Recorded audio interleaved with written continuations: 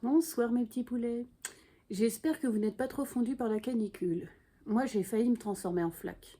Parce que entre les 31, 32, 33, 34, 35 degrés au boulot, pardon, du coup on a fini par fermer la bibliothèque où j'étais, et on m'a exilé climatiquement dans une autre bibliothèque avec clim, ce qui est rare. Vendredi, samedi, j'ai revis. Sinon j'ai fondu. L'école était fermée, le centre de loisirs était fermé, il fallait garder Aurore, Aurore avait chaud, j'avais chaud, nous avions chaud.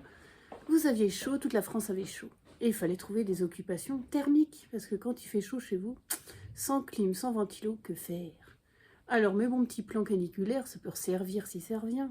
Pitié que ça ne revienne pas. La piscine, vous flottez avec plein de gens. J'ai même retrouvé une copine, j'ai fait des mondanités de piscine. Et mes cheveux sont dépressifs, on dirait des kiwifous. Enfin, je voudrais les couper pendant les vacances. Et sinon, autre plan climatique, la bibliothèque de ma ville, elle, était climatisée. Cool. Il y a quoi? Il y a les cinémas, les centres commerciaux. Dites-moi en commentaire vos bons plans climatisés. Picard surgelé.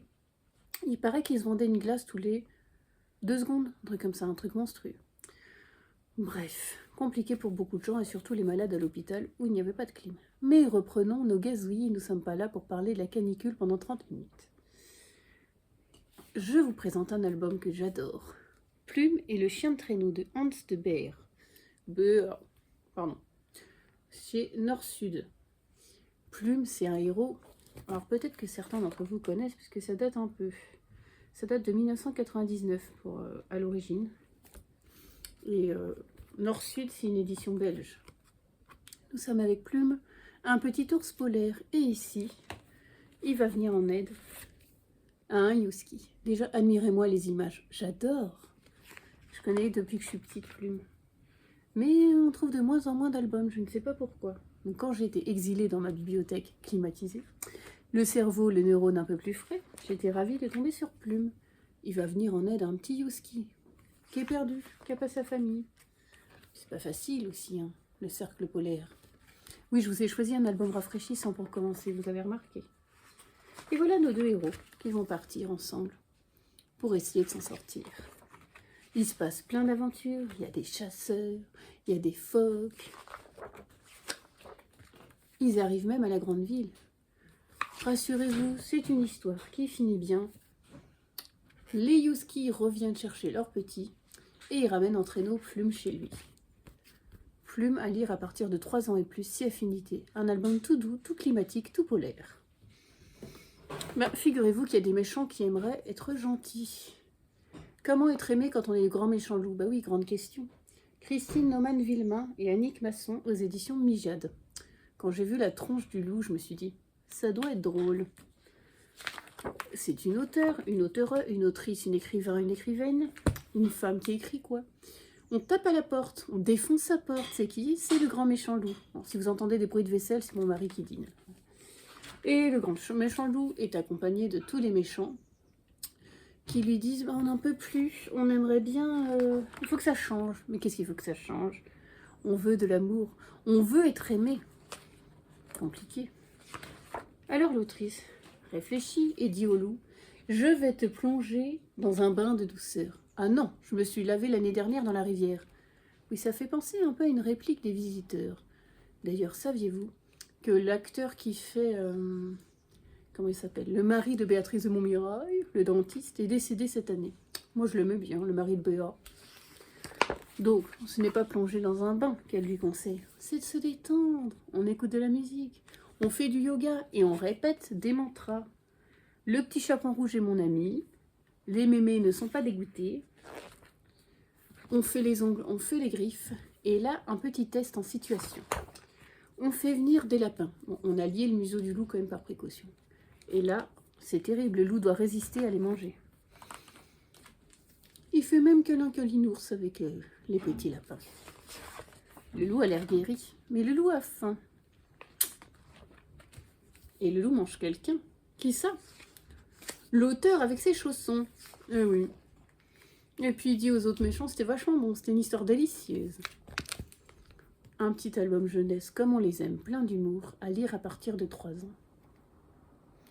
Saviez-vous que les vaches grimpent aux arbres?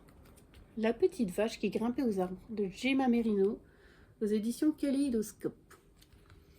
Nous sommes avec Tina. Et bien Tina, c'est la curieuse de la famille. Il y a les 3 sœurs derrière qui font gna gna gna gna gna. Tina, elle se pose plein de questions. Elle a plein de projets. Les autres, pourvu qu'elle broude de l'herbe, tout va bien. Puis un jour, Tina grimpe aux arbres. Grimpe aux arbres. Les vaches, ça grimpe aux arbres. Et puis elle rencontre un dragon avec des bottes. Des bottes. Et là, ils se racontent leur vie, ils sont meilleurs potes. C'est trop cool. Ces sœurs disaient dragon, ça n'existe pas, ça ne grimpe pas aux arbres. C'est impossible, ridicule, absurde. Sympa la fratrie. Mais le lendemain, Tina n'est pas là. Elle a laissé un petit mot. Je suis partie avec voler avec le dragon des bois. Mais bien sûr, les sœurs vont quand même en expédition chercher leur sœur. Et elles croisent un cochon avec un sac à dos.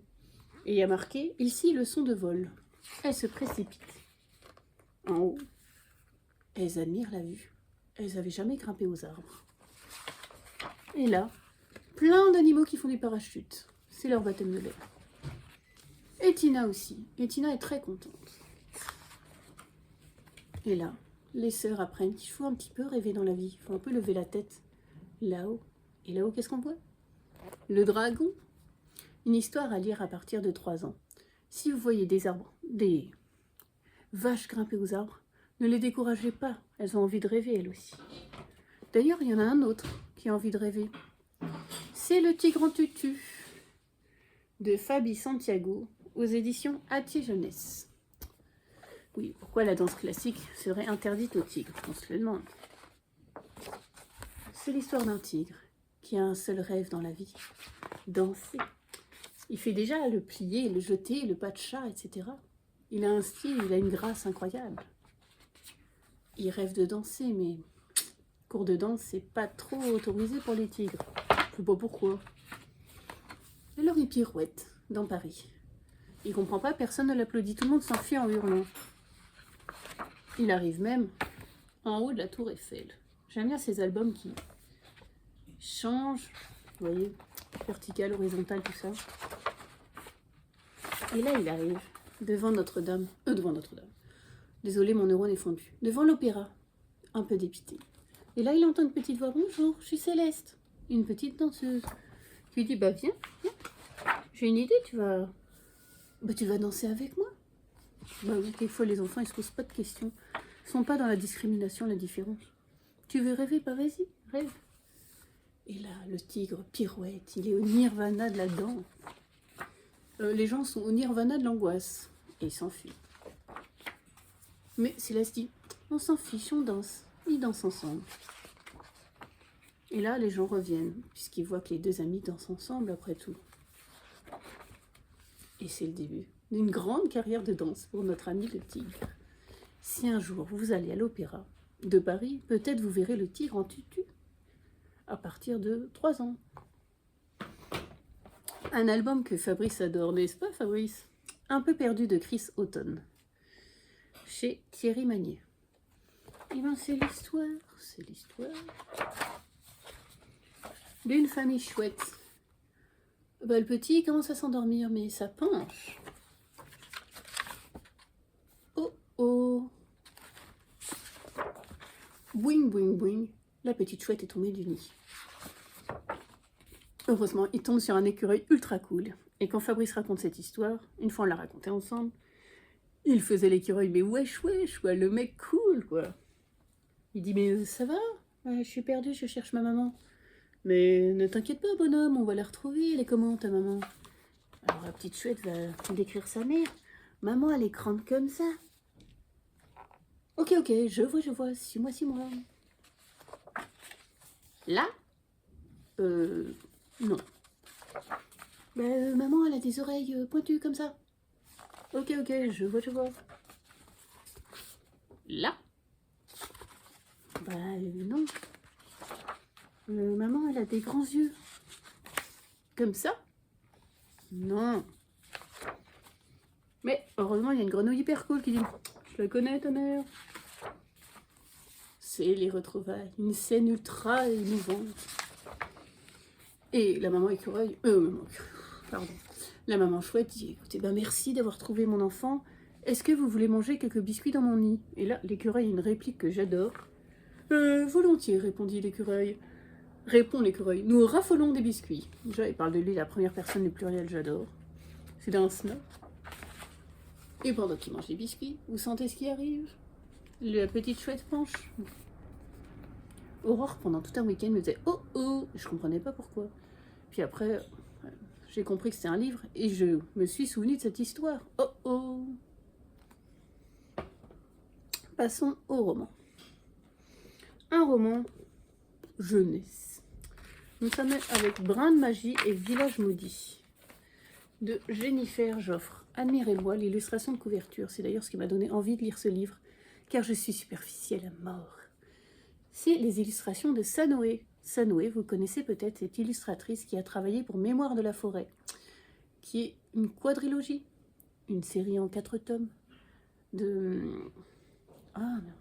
Michael Brin-Arnaud, qui a écrit cette histoire dans la forêt de Ferdinand Taupe, qui vient trouver un jour Archibald Renard, qui est libraire dans la forêt. Et il lui dit mais je t'ai vendu un manuscrit, mais je dois le récupérer parce qu'il faut que je retrouve Maude. Parce que dans cette librairie, on vend des manuscrits. Mais manque de peau, Archibald Renard l'a vendu, il n'a pas regardé à qui il l'a vendu. Et Ferdinand Taupe, il est tout perdu, il est tout confus. Et donc Archibald Renard dit je vais t'aider. Parce qu'il sent bien que Ferdinand Taupe, il commence à avoir la maladie de l'oubli-tout. Nous aurons reconnu la maladie d'Alzheimer. Et c'était le début d'une très belle histoire d'amitié dans la forêt. C'est cette quadrilogie se passe dans la forêt, Mémoire de la forêt. Chaque fois, il y a une saison, printemps, automne, été, hiver. Vous connaissez vos saisons, c'est bien. Illustré par Sanoé. Une histoire à lire, qu'on soit enfant ou adulte. Il y a toujours des choses à prendre, c'est magnifique. Bref, tout ça pour dire que c'est la même illustratrice. Voilà, voilà. Et qui illustre aussi, pas que pour la couverture, à l'intérieur. Par exemple, cette petite théière, trop mignonne. Est-ce que, dites-moi en commentaire, est-ce que le graphisme, la couverture, joue dans le choix de votre lecture? Est-ce que si le livre vous semble beau, intéressant, intriguant, vous avez envie de le lire, ou de l'acheter, ou de l'emprunter? Est-ce que ça joue ou pas du tout? Est-ce que les illustrations importent pour vous, même si vous êtes des adultes matures et responsables? Nous sommes avec Léna. Léna est dégoûtée parce qu'on l'envoie en stage à un lieu horrible, à Pardugui, le village maudit, chez la dénoueuse de magie. Coucou Emma. Emma a été oui, j'ai envie de dire ma stagiaire dans la bibliothèque où j'étais. Emma est formidable, une stagiaire dont on rêve. Emma est au début d'une brillante carrière de bibliothécaire. Bref. Coucou Emma. Donc là, Léna, elle est dégoûtée, elle, parce que son stage, c'est non seulement dans le village maudit, mais avec une dénoueuse de sorts qui n'a pas l'air très commode. Qui a un nom impossible à retenir, évidemment. Mézelda. Et rien ne va se passer comme prévu. Parce que quand Léna arrive, pas hyper attendue, et en plus Mézelda lui dit que, en fait, c'est pas elle la dénoueuse de magie, elle sait pas où elle est. Donc elle a pris la place de cette dénoueuse de magie, et puis voilà. C'est un peu con, quoi, d'arriver en stage, et c'est pas la bonne personne qui vous attend, et en plus, on sait pas trop qui est la personne qui vous accueille, et qui a pas franchement envie de vous aider. Dites-moi en commentaire si vous avez eu des stages un peu pourritos, comme ça.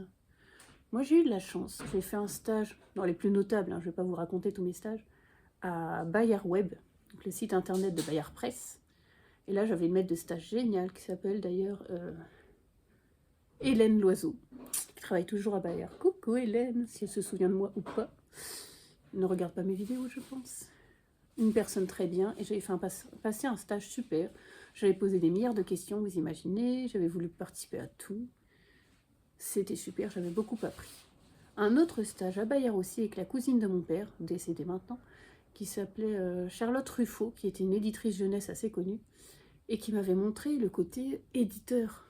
Les manuscrits qui arrivent, elle avait lu quelques-unes de mes historiettes, elle m'avait fait des conseils d'ailleurs en disant « Et ton personnage, il est comment, ça se passe où, etc. » Très gentiment, parce qu'entre guillemets, elle n'avait pas que ça à faire. Comment ça se passe quand on reçoit des manuscrits, comment on sélectionne, le comité de lecture, etc. etc. J'avais adoré faire ce stage. Bref, dans ma tête et dans mon cœur resteront certains stages plus que d'autres. Ici, c'est un petit roman de magie, de détente. Ça se lit bien, il y a 263 pages. Je dirais que c'est à lire à partir de 12 ans et plus. C'est assez tranquille, c'est pas méchant. Ça fait penser un peu à Kiki la petite sorcière de Miyazaki qui fait son stage de magie aussi, qui doit apprendre. Bref, je voulais un peu de détente magique. Brin de magie et village maudit. Un livre plus ado, ou young adulte. Young adult, what is that? Alors, ado, on considère que c'est un gros 14-16, 14-18, 14-16. Young adulte, ça serait plutôt 16-25. Jeune adulte, quoi. Woke Up Like This, de Amélie, chez Flammarion. J'en ai marre des titres en anglais, pas vous? Parce que pour les romans, ado et young adulte, souvent c'est en anglais. Alors quand des marjolaines du web vous le présentent, vous savez pas si c'est édité en anglais ou pas à l'intérieur. Moi quand je regarde des booktubes, je mets toujours en commentaire « C'est en français? C'est quoi le titre français ?» Et bah souvent les éditeurs français, je ne sais pas pourquoi, trouvent ça cool et gardent le titre en anglais. Là ça veut dire réveille-toi comme ça, avec comme des ballons de fête collés. Nous sommes avec Charlotte et Rainer. Ils se détestent, ils sont au lycée. Nous sommes aux États-Unis, évidemment. Et ils doivent préparer, je ne sais plus pourquoi, le bal de promo ensemble. Le bal de promo. Je ne sais pas si vous regardez des séries américaines, des films. Parce que aux États-Unis, pas en France, quand on a à peu près 16 ans, il y a un bal de promo. Mais c'est quelque chose, le bal de promo. Les filles louent une robe, mais une robe de soirée, quoi, une robe sirène, une robe sublime. Le mec se met en costard, le mec vient chercher sa dulcinée avec une petite fleur à mettre au poignet. Quelquefois, il l'emmène genre en voiture, parce qu'aux États-Unis, ils peuvent conduire à partir de 16 ans. En voiture très classe, il emmène sa promise au bal, etc., etc. On élit monsieur et madame, le roi et la reine de promo. C'est tout un truc. D'ailleurs, on le voit dans Harry Potter, il y a un bal de promo à leur sauce. Bref, Charlotte et Rainer doivent préparer le bal de promo. Ils se supportent pas, Charlotte monte l'échelle, tenue par Rainer, Charlotte se vaut sur Rainer. Pouf! Ils se réveillent, dans le même lit, ils ont 30 ans, ils n'ont plus 17 ans, ils sont fiancés. Ouh, le réveil est un petit peu dur quand même, surtout que vous ne pouvez pas vraiment supporter, donc se dire mince, on est fiancés. On a 30 ans, on est adulte. Qu'est-ce qui s'est passé entre la préparation du bal de promo et maintenant? Pourquoi est-ce qu'on a switché d'époque? Il faut qu'ils découvrent aussi leur métier. Tout le monde dit « Ah, vous êtes un si beau couple et tout. Ah, quelle horreur, quel enfer !» Et comment on revient dans le passé? Est-ce qu'il suffit d'aller au gymnase, recogner la figure pour retourner à l'époque de leurs 17 ans? C'est une romance young adulte, plein d'humour. Nos personnages sont assez drôles, un peu clichés. Charlotte assez sympathique, Rainer assez boulet. Vous vous en doutez, c'est facile à deviner dans les romances, bref. Mais là, ce qui est un peu intéressant, c'est le switch temporel.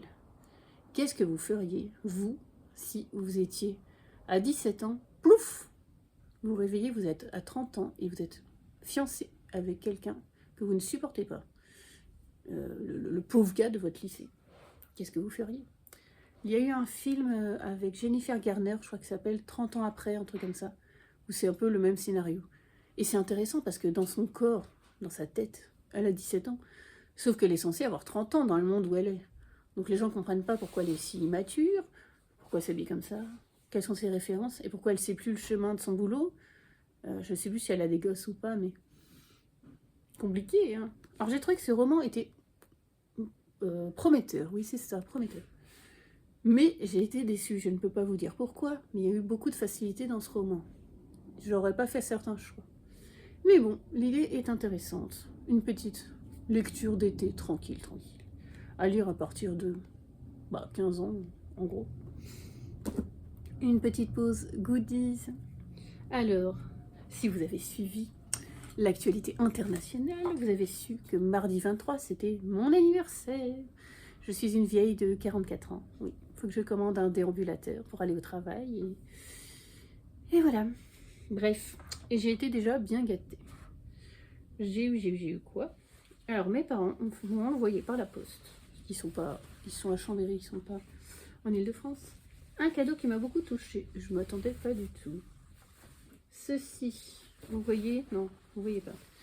Je le mets à l'endroit. C'est un foulard. Alors, je mets pas spécialement beaucoup de foulards. Mais vous voyez? C'est des gazouillis, c'est des oiseaux. C'est un très beau foulard rose. C'est un foulard Hermès, s'il vous plaît, qui vient de ma grand-mère maternelle, Laurence. Ma grand-mère que j'aimais beaucoup. On avait un lien un peu chou ensemble. Elle me manque beaucoup. Et du coup, c'est un peu un souvenir d'elle. Voilà. Donc, je suis plus touchée par le foulard qui vient d'elle que avoir un carré Hermès, en fait. Hein. Qu'est-ce que j'ai eu d'autre? Monsieur mon mari m'a offert des bougies dans cette belle boîte de Noël que je pourrais mettre d'ailleurs dans mon étagère. Dans mon étagère. Excusez-moi. Dans ma bibliothèque. Les bougies Ava et Mec, j'aime beaucoup. Mexico City, c'est chocolat chaud. Je vous assure, ça sent le chocolat chaud. Alors, Cologne, c'est Mulled Wine. Ça doit être vin chaud. Vin Mulled. C'est quoi Mulled? Mumbai. Oula, chai latte. Là, ça sent le... Pardon, la cannelle. J'ai eu aussi ça. Zoé Mini 2. Qui est Zoé Mini 2? C'est une petite imprimante thermique. C'est-à-dire, vous n'avez pas besoin de cartouche d'encre. Et pourquoi faire? Alors, c'est pas comme un Polaroid, mais un petit peu. C'est une imprimante qu'il faut que j'installe, qui va me permettre d'imprimer des petits stickers, des petites photos. Et moi, je veux imprimer la couverture de mes livres. Comme ça, dans mon carnet de lecture, je mettrai le petit sticker couverture de livre à côté. C'est sympa, hein? Faut juste que je domestique la bête. Évidemment, je vais choisir rose, c'est mieux.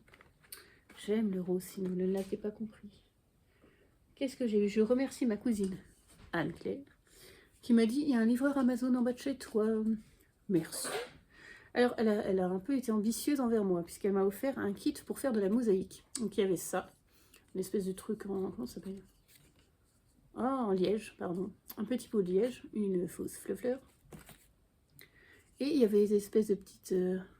des petits carrés de mosaïque, comme des petits cailloux, là. Et tout une espèce d'explication. En anglais et en allemand, je crois. Avec une espèce de pot de préparation, de colle à faire. J'ai rien compris. Je ne comprends rien en autisme. Avec Aurore, on a juste décoré le pot. Et ça me fait un petit vase. Voilà. Donc je la remercie, même si je suis pas aussi douée en autisme et en mosaïque qu'elle ne pense. Je me suis offert ce magnifique transat. Regardez-moi ça, c'est chou. Hein. Ça vient du site 10 doigts, où j'achète du matériel créatif pour faire des activités avec Aurore. Et ils ont aussi pas mal de trucs en bois. J'ai pas pu résister, c'est trop mignon. Pour décorer ma bibliothèque en mode été. D'ailleurs, j'ai mis la déco en mode été.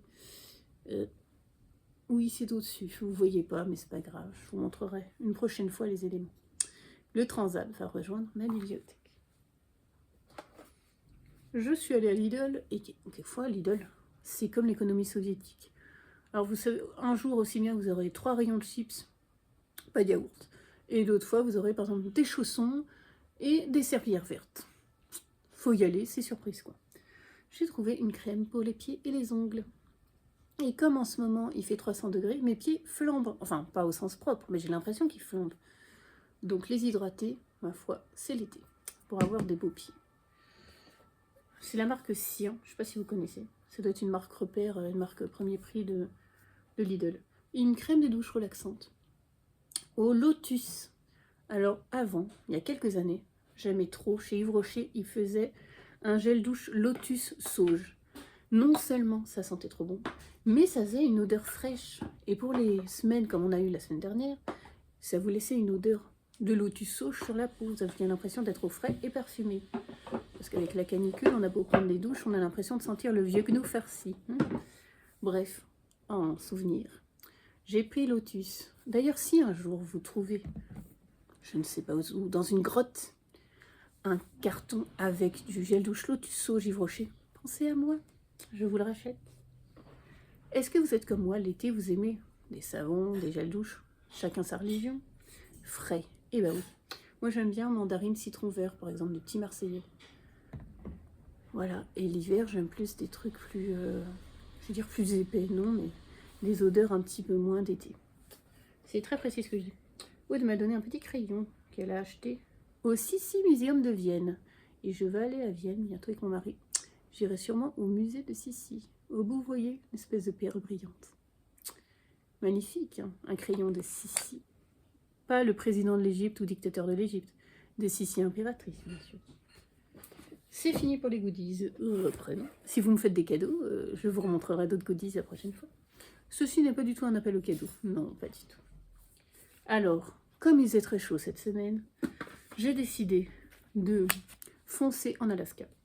La fille de l'hiver de Eowyn Ivey, aux éditions 10-18. Je vous avais présenté une histoire d'ours il y a quelques semaines. Et j'avais tellement aimé que j'avais envie de lire ce que cette autrice avait écrit. Ceci est son premier roman. L'histoire d'ours, c'est son deuxième roman.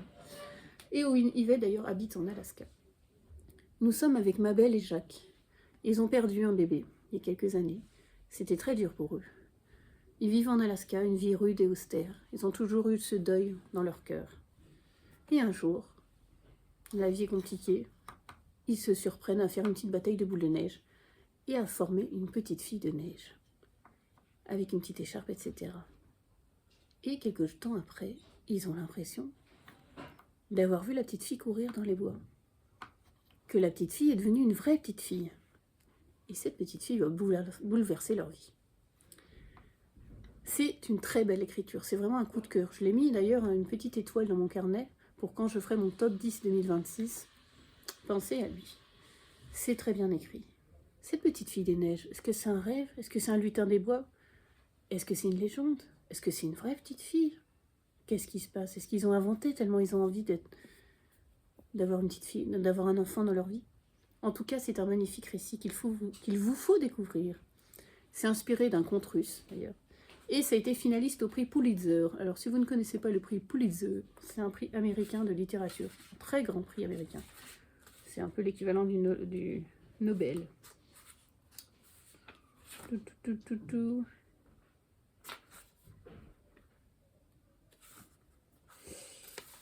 Alors, je voudrais que je trouve un passage, évidemment. Si j'avais noté, ça aurait été mieux pour vous. Hein. Alors, je vais vous lire un petit peu pour que vous découvriez. Fermez les yeux, vous êtes en Alaska. Lorsque le jour se fit crépusculaire, Mabel quitta la fenêtre pour allumer la lampe à huile sur la table, comme si elle allait préparer le dîner en attendant le retour de Jack, comme si cette journée allait se terminer ainsi que toutes les autres, alors qu'en pensée elle suivait déjà la piste à travers bois jusqu'à la rivière, jusqu'à la Wolverine. La lampe l'éclaira pendant qu'elle laçait ses lourdes bottines en cuir, endossait son gros manteau sur sa robe et sortait. Elle allait dans le vent, mains et tête nues. En passant sous les arbres dépouillés, elle se sentit à la fois euphorique et engourdie, transie par la netteté de son dessin, tant elle distinguait ce qui l'attendait avec la précision d'un cliché noir et blanc. Ses semelles claquaient sur le sol gelé avec un bruit mat. Les doigts glacés de la brise jouaient dans ses cheveux. Sa respiration était ample. Un étrange sentiment de puissance la possédait. Jamais elle n'avait été aussi sûre d'elle. Elle débouchait de la forêt sur les berges de la rivière aux eaux figées. Le calme aurait été absolu si le vent n'avait de temps à autre fouetté sa jupe contre ses bas de laine et fait tourbillonner un peu de terre sur la glace. Plus en amont, l'ancienne vallée glaciaire s'évasait, son fond plat creusé par le lit d'un cours d'eau large de près d'1 kilomètre, ponctué de bancs de gravier, de bois flottés, de réseaux de chenaux ramifiés. Ici, en revanche, la rivière était étroite et profonde. Mabel avisa sur la rive opposée la falaise schisteuse qui tombait à pic sur la glace sombre. La balle n'aurait sûrement pas pied. Elle décida de marcher en direction de la falaise, certaine de se noyer avant de l'atteindre. La croûte ne devait pas mesurer plus de 5 cm d'épaisseur. Même au cœur de l'hiver, personne n'aurait osé s'aventurer sur une surface aussi périlleuse. Ses bottines s'égratignant aux pierres congelées dans la vase, elle descendit péniblement la berge pentue, et traversa le petit ruisseau à un endroit où la couche de glace était si mince qu'elle se brisait comme un rien. Je ne sais pas si c'est le plus beau passage, non, je ne pense pas. Un magnifique livre pour les adultes qui fait environ 400 pages à découvrir si vous aimez les grands espaces, l'Alaska, si vous avez envie d'être au frais. D'ailleurs, je vous conseille le récit Winter de Rick Bass, qui est un auteur américain qui s'est installé dans le Montana un hiver avec sa femme pour étudier la faune et la flore. On continue en Alaska, oui, parce qu'il faut se rafraîchir quand même. Seul dans le Grand Nord de Velma Wallis, aux éditions Gallmeister. Cette couverture, que j'aime pas follement, mais je pense que Rose va adorer. Oui, nous n'avons pas les mêmes goûts de couverture. Et on peut quand même être amis. Bref, j'ai cherché ce qu'ils avaient chez Gallmeister dans la bibliothèque où je suis actuellement, puisque la mienne est en travaux, vous saurez tout. Et ensuite, comme la mienne était fermée parce qu'il faisait chaud, je suis allée dans une autre bible avec clim. Bref, je fais le tour de France des clims. Des clims, non, pas du tout. Des bibliothèques. Revenons à nos moutons. J'ai cherché ce qu'il y avait dans la bibliothèque chez Gallmeister et ce titre m'a intéressé. Nous sommes dans un hiver rude en Alaska. Une tribu de nomades avance péniblement dans la neige. Et un jour, le conseil décide, brutalement, et annonce que les 2 femmes les plus vieilles de la tribu, de 70 et 80 ans environ, seront abandonnées. Oui, abandonnées, parce que quand on est une tribu de nomades, on n'a pas le temps à perdre. Il faut avancer contre les éléments, sinon on peut mourir de froid. Je crois que c'est une tradition assez brutale, direz-vous, mais qui existe, ou qui existait en tout cas. C'est un magnifique tout petit roman qui fait environ 120 pages, qui nous parle de nature, de neige et de ces 2 femmes, ces 2 vieilles, qui d'un seul coup apprennent que la tribu les abandonne à une mort certaine, sont toutes les 2 dans un hiver glacial, il va falloir s'en sortir, se nourrir, s'abriter, leur corps est vieux et fatigué. Et pourquoi les enfants de l'une n'ont pas défendu? Pourquoi personne n'a rien dit? Difficile, horrible, affreux même. Il y a des images dans ce roman, en noir et blanc, assez sobres, je vous montre, qui sont de, je dis quoi, Chabouté. Qui est Chabouté? C'est un auteur de bande dessinée, qui fait souvent des bandes dessinées en noir et blanc. Et donc nous allons suivre le parcours de ces 2 femmes, ont des noms impossibles à retenir, qui s'appellent Shidzigiak, et l'autre c'est ça va mieux. Nous allons suivre ces 2 femmes, qui vont devoir survivre toutes les 2 dans le Grand Nord. Un récit magnifique, très bien écrit, si vous aimez l'Alaska, le froid, la grande nature. Ne faites pas ça avec vos grands-mères ou les gens âgés dans votre entourage, ce n'est pas très sympa. Et continuons avec de la neige, oui, parce que pourquoi pas. C'est Calderwood de Marilyn Pion. Marilyn Pion, je suis nulle en accent. Aux éditions Jeanne et Juliette. Oui, ben c'est une autrice canadienne. Magnifique cette neige. Nous sommes en 1900 à Montréal. Florence est recommandée par sa cousine. Elle va se faire embaucher comme gouvernante dans la famille Calder. Calderwood, les bois de Calder. Cette famille, riche famille, gère l'industrie de bois. Et Florence va devoir se faire accepter comme gouvernante. Les autres domestiques la voient pas arriver d'un bon oeil. Il va falloir qu'elle se fasse un monde. La matriarche, la grand-mère, Fiona, un peu la reine de cette famille Calder, ne va pas être tendre avec elle. Pourtant, Florence va vouloir s'accrocher. Nous sommes au début d'une trilogie. Si vous avez aimé la saga canadienne L'Orpheline des Neiges de Marie-Bernadette Dupuis, vous aimerez Calderwood. Si vous cherchez une saga, parce que quelquefois l'été on aime bien lire des sagas. La couverture est assez jolie d'ailleurs. De qui c'est? Ils mettent derrière, dans la lignée de Downton Abbey. Vous avez aimé Downton Abbey, vous aimerez Calderwood. Je ne sais pas le dessin. Et qu'est-ce que je lis en ce moment? Alors en ce moment, je commence et je finis pas plein de livres. Mon cerveau est fondu par la canicule, mais j'ai décidé de remédier à cette horreur de laisser les livres sans défense non finis. Je vais donc finir Le Retour de Carrie Soto de Taylor Jenkins Reid aux éditions Charleston. Oui, c'est un peu l'image de la canicule, ça. Pardon, j'ai mal au genou. Taylor Jenkins Reid, je vous gonfle avec cette autrice américaine. J'attends tous ces sorties de romans, à peu près vers le mois de mai chaque année. L'année dernière, Atmosphère, elle nous emmenait dans l'espace avec une femme qui était... Ah, j'ai déjà oublié le nom.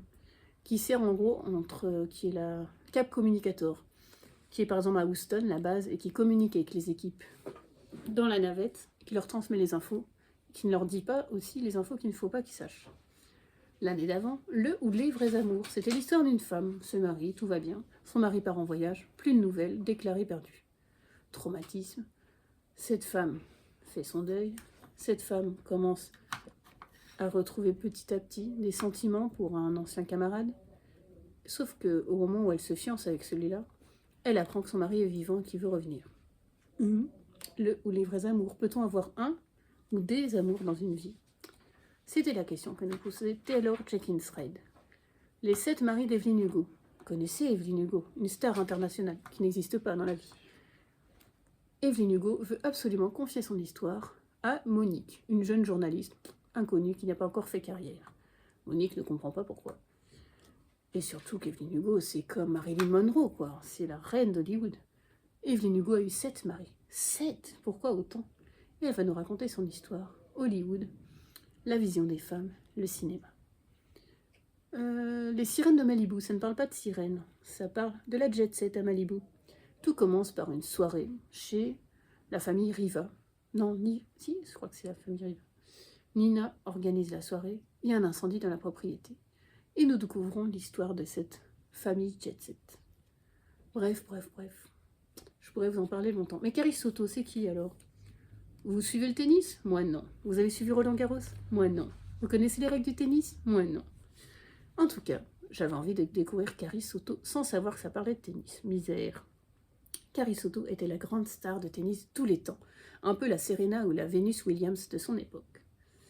À 37 ans, elle décide, coachée par son père, de revenir, on dit sur le green, je sais plus, oui, non, c'est le green, c'est le golf, de revenir sur le court, défendre ses titres.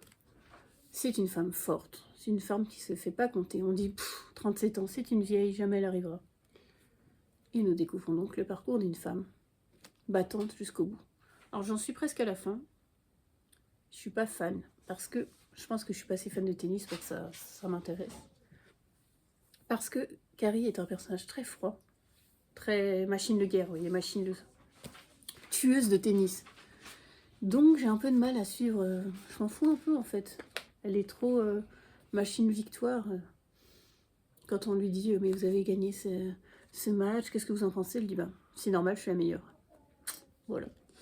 Donc Hortense, toi qui aimes le tennis, si tu veux, je te donnerai ce livre, tu te feras ton avis, toi qui connais les règles du tennis.